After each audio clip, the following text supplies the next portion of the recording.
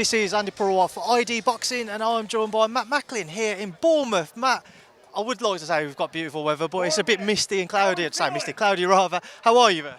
I'm all right. Yeah, I mean, what a unique setting for the media workout on the beach. Like I say, if you bar the clouds, you know, this is as good as beach you get anywhere. It is indeed, and I'm quite surprised. So shout out to Bournemouth. Obviously, we're here. Chris Billam-Smith fights in his hometown. A big fight, something he's wanted for ages, against Usyk-Chamberlain. Matt, what do you actually anticipate seeing from this fight? Because we know Chris has been very active. He's proven his credentials at European level. Usyk not as active over the last few years, but we know about the talent he possesses. So what are you expecting to see on Saturday night? Yeah, he does have talent, Chamberlain, but as you rightly said there, Billam-Smith he's been active. He's been in proper fights, and I expect that to be the big difference on the night. I think he's more seasoned. He's used to being in those fights. And look down that loss against Riakporhe. That was a good fight. That was a tough fight. Riakporhe's gone from strength to strength. So I'm sure that's a fight that Billam-Smith wants a rematch with. But domestically, the cruiserweight scene is on fire. You got a Coley, like you say, Riakporhe looking for on the verge of a world title shot. Billam-Smith had a good fight with Riakporhe. He's won a European title. So, these are good fights. Whoever wins on Saturday night, he's going to have options. He's chasing a world title shot himself. So, but I think that the inactivity will hurt Chamberlain, and I think that Billam-Smith, for me, is the favourite. Is it one which you expect to go to points, or? Sorry? Is it one you'd expect to go to points, or do you think that the stoppage is a potential outcome? I think you've got to pick him on points. It's not impossible that he'd get it inside the distance, but Chamberlain's pretty tough. Got good heart and that as well. When he remember the shoulder flipped out and things. So, and I think Billam-Smith is a solid puncher, but I don't think he's like an absolute banger. Do you know what I mean? So, yeah, I think Billam-Smith wins on points. If Chris was to be successful, obviously you mentioned Riakporhe there, Matt. How big does that rematch become? Because obviously Chris going away after that defeat to Richard, he's bounced back, proven his credentials up at European level, as we say. And Richard, now he's returned to the fold after an inactive period himself, has just continued to go from strength to strength. Yeah, well, also when they both fought, they were relatively unknown to what they are now. Since then they've both improved and developed massively, but also their profiles have grown dramatically. So, if they do have the rematch, it will be a much bigger fight. Now, I'm sure Riakporhe would rather fight for a world title shot, and I'm sure Billam-Smith would love him to win it, and then they can do it for the world title. But either way, I guess Billam-Smith will be, knocking on that door to want that return. Matt, the long-awaited pro debut of Benn Whittaker. How excited are you to see him in the ring for the first time as a professional? Yeah, well, like we were talking about when Lauren Price and Karis were making their debuts, it's you only have one pro debut, don't you? And it's the start of an exciting journey, especially when you've got talents like Benn Whittaker and Lauren and Karis and that. So you're invested from the get-go, so we know what they achieved in the amateurs. They have that pedigree, they have that high expectations of them. So the pro debut is, we expect them to win and win well, and they should do against the opponent they're fighting. But it's the start of what should be a really amazing journey. Matt, I've seen a few critics over kind of debut opponents for the guys who've turned over from the amateur scene, who have excelled on that scene. What are your thoughts on that? Do you understand the frustrations that maybe they haven't faced somebody who's more aggressive or more open, not necessarily open, but just has more of a desire to win? Well, look, there's a few things to take into account here. First of all, opponents are probably driving their prices up. It's a 6-rounder or an 8-rounder on a bill. It's there's a cap on the budget of what they're going to pay for the opponent, and everyone thinks, oh, it's this Olympic silver medalist, so we want this much to fight him. And they price themselves out of it a little bit. So, it is what it is. It's his pro debut. It's an opponent that he's definitely. It would be a travesty and a shock if he got beat or caused trouble. He's going to win, But some of these guys, some better options of opponents have probably priced themselves out of it because they just assume because he's the Olympic silver medalist and he's a big signing that there's, you know, a limitless amount of money for them to fight him, which there isn't. You know, there's always a ceiling, and once you get, it's just not worth it then. So then you go to the next available opponent. So sometimes I think it's about availability and willingness on these opponents to fight for X amount. You know, so, but it is his pro debut. You know, he's going to have much tougher tests along the way. He's had much tougher tests as an amateur. That's his pedigree. That's over now. The amateur days, the pros. So look, he gets off to a nice winning start, hopefully on Saturday night, and I'm sure he'll have much tougher tests ahead of him. Final one on Benn. He's spoken in the past openly about potentially fighting for a British title within 5 fights, given again because of his pedigree. Do you feel that's an achievable fight to make him and Azeez, if Azeez is still the title holder, that is? Well, look, it just depends on the individual. It depends on, I suppose, you move a fighter. It depends on how he's performing. So that how quickly or how slowly he gets moved really is down to him and how he's producing the goods in the ring. I mean, Lomachenko fought for the world title on his second fight. Obviously, Lomachenko, possibly the best amateur ever, exceptionally gifted fighter, 2 times Olympic gold medalist. You know. So we're not there, but, you know, then the other guys, much slow burner. You know, they were good amateurs, but they were, you know, took a while to adapt and adjust to the pro game and the pro style. Does he get injured? Are there cuts? You know, these things can delay your progress. So, but he's not a young kid. You know, I think he's 24 years of age, so he's mature, very experienced as an amateur. So, I would have thought, staying injury-free, that he will be able to move quite quick. Can he fight for the British title after 5 fights? Maybe. Listen, light heavyweight division's pretty solid in the UK, and I suppose it depends. You know, Azeez there. Does he want to fight Azeez?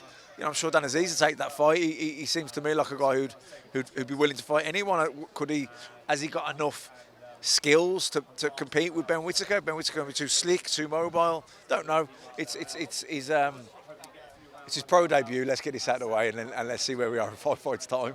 Well, obviously, Dan has got his upcoming fight with Shakan Pitt as well on the newly announced Liverpool card. So you could in the end potentially have Benn versus Shakan in Birmingham, which could be a big fight there. Well, that's what I'm saying. You know, Shakan Pitt is not a gimme to Azeez. Now, Azeez looked brilliant against Jose Burton.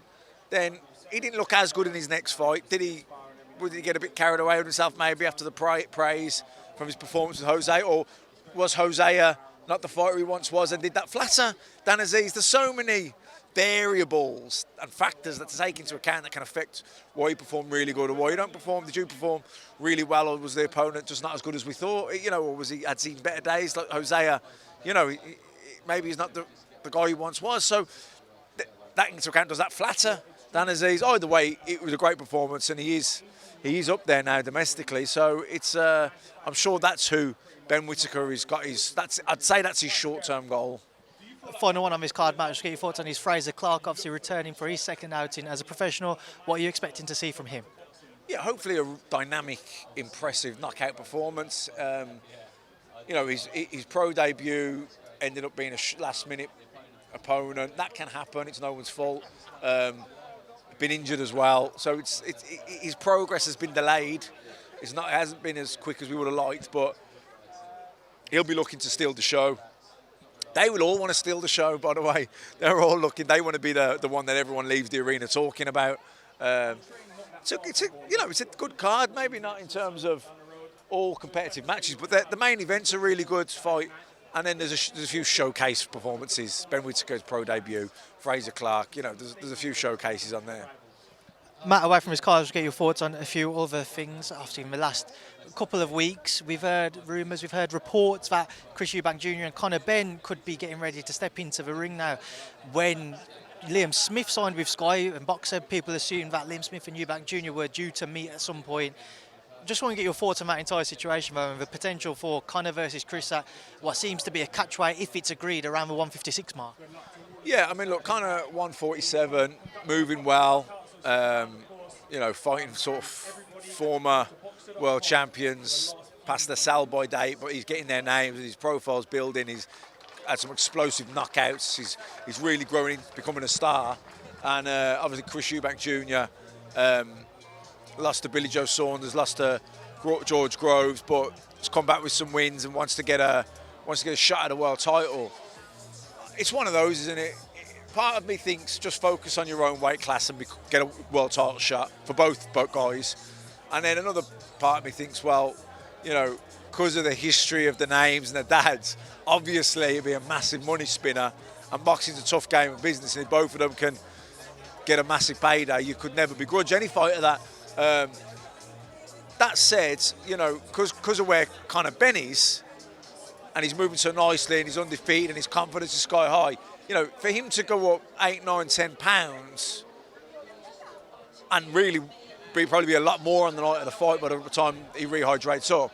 Like, you know, he's, you know, what if he ends up getting badly knocked out or beaten up? Like, how does that affect his confidence moving on from that? You know, and then you probably think back then and think, was it worth it? We were going so nicely. You're young, you're improving, you're making ground in the welterweight division, you're making good money anyway, and you're going to make a lot more. Maybe it's not the thing to do right now. Look, you know, Khan and Brook, both of them had nowhere to go. They were both going to retire, and they both have since. So, you know, it made sense for them to do that fight. I don't think this fight makes sense for Conor Benn. Liam Smith obviously facing Hasim Moutinho on September 3rd. People will remember him from his shock upset victory against Sam Eggington. I want to get your thoughts on that one as well, Matt. What do you expect to see from it, and why do you believe Hasim Moutinho was chosen? Well, look, I think because he's got people over here know who he is, because he had that knockout win over Sam Eggington. But, you know, Liam Smith, first of all, I think Sam Eggington was completely looking past him. He was meant to be boxing a couple of weeks later on the Povetkin AJ card. And I think he just got caught with his eye off the ball. Also, Liam Smith isn't Sam Eggington, so, you know, and he's you know, Sam really, was that a welterweight? I think it was a welterweight, you know. So, you know, Liam's a massive super welterweight. And a world-class one, so yeah. Look, but it's a named opponent that people will know who he is. You know. So I think Liam gets the win there and looks to push on and try and challenge either for a world title at super welterweight, or maybe he steps up to middleweight and fights Eubank. Another big fight which has had talking points earlier this week. Sky have won the UK rights to the Anthony Joshua and Alexander Usyk rematch. Matt, I was going to get your thoughts on that. I know you'll be very happy as a Sky employee. I imagine you'll be flying out. But it was kind of obviously something which I think a few people were surprised by, because when AJ announced his deal with DAZN, people kind of assumed the fight was landing there. That's not the case. But just get your take on that entire situation. Yeah, a little bit of a mad situation, because we thought we were getting it. You know, the talk was that it was going to be on Sky. Then it wasn't. You know, and he signs with DAZN, and it was like, oh, we've got it. And then out of nowhere, suddenly it's back on the table, and now Sky have got it. So, you know, you can only imagine there must have been some heavy conversations going on. But boxing's just a mad business, isn't it? It's a mad sport, and it's an even madder business. What, as we edge ever closer to that now, Matt, we're only about a month or so away now, but what are you actually expecting to see? No, not even a month, what is this, 3 weeks or something like that? So what are you actually expecting to see when they are in the ring? And AJ taking himself out to Saudi a little bit earlier this time round, how much of a benefit do you feel that will be? I don't think it matters, really. You know, look, it's always good to be where you are. It depends, doesn't it? You can go out and acclimatise, get used to your surroundings, the environment, all that. So there's positives. But then, you know, there's a lot to be said for being in your home comforts for as long as you can possibly can, and go out. You know, you don't want to go out too late, but you know, leave it to the last minute for where it makes sense for you. You know, in terms of the jet lag and all that. But look, I think it's a tough fight for AJ. You know, he's got a lot of things going on in his new trainer. I know he's kept a lot of his team together, but he's brought in Robert Garcia, who I think is a good guy to bring in. I think that's a positive. But how long have they really had to work with each other to get on the same page? You know, when you're training every day, it's repetitions. What you're doing is you're programming your body. You know, you're training, you're getting physically fit, of course, but tactically, like when you're in the ring, you're talking split seconds, so things have to. You can't overthink it. Your body's got to be programmed to react, to be sharp, to come back at things. It happens so quickly. Now, he's been programmed a certain way for so long, and particularly the last few years since he got beat by Ruiz, he went a lot more defensive, box long, tie up close. He was less willing to kind of stand at mid-distance and engage. He was more, I won't say gun shy, but he was more defensive-minded, and that was a mistake going into the Usyk fight. The second time round, to stand back and try and box Usyk at distance didn't work out. You know, now you would assume this time he's going to try and jump on him, impose himself physically, and hence someone like Robert Garcia is a good choice. That said, how long have they had working together? Have they had enough time to really program that into him, where that is his style? Or when he gets hit on the night of the fight, does he revert back to what's already been his programmed style of fighting? Matt, just a couple of other quick ones I want to get your thoughts on. Next weekend, we was hoping to see Jake Paul versus Tommy Fury. Instead, we've got Jake Paul and Hasim Rahman Jr. Just get your take on that fight. Are you more open to? I know we've spoken before. And you said you take it for what it is, but now he's facing an actual professional boxer. Will you read a little bit more into how he performs? I think he's been very crafty at picking the right opponents. You know what I mean? Is what it is. Look, I'll watch it because there's intrigue, isn't there? But I don't take it too seriously in terms of real boxing. And obviously we're waiting to see what Tyson Fury's next move will be, but talk about a potential fight with Thor, the mountain from the Game of Thrones. Do you think we'll see Tyson stepping with an exhibition bout before maybe looking at an Usyk AJ2 winner? Possibly. I think AJ Usyk, whoever wins that, is a huge fight for Fury to become undisputed heavyweight champion. He's at the top of his game. He don't look like deteriorating anytime soon. I think he'll definitely fight the winner of AJ Usyk. Right, Matt, I'll leave that there now. I'll leave you to enjoy the rest of your day and your time here in Bournemouth. Thank you for speaking to me and ID Boxing. Cheers, nice one. Cheers, mate.